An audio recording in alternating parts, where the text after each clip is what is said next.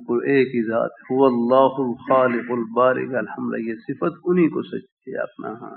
انہی پر صادق آتی ہے اپنا، ہاں اللہ تعالیٰ اپنی ساری کائنات انہی کی ہے نا۔ پوری دنیا کے بادشاہ مل جائیں، کسی کو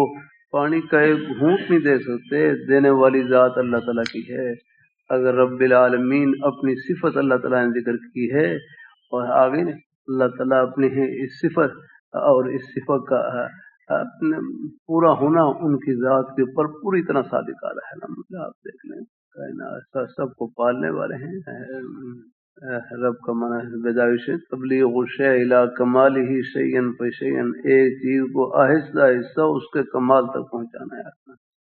بچہ ہے، ابھی آپ نے حدیث شریف گزری ہے، ماں کے پیٹ میں 40 دن تک نطفہ ہے، پھر اس کے بعد جمع ہوا خون ہے، پھر گوشت کی بوٹی ہے، اور پھر آہستہ آہستہ آپ دیکھ لیں کیسے نشوونما۔ والذی خلق من الماء بشرا، جس نے پانی سے ایک بہترین صورت، پانی کے قطرے سے ایک بہترین صورت،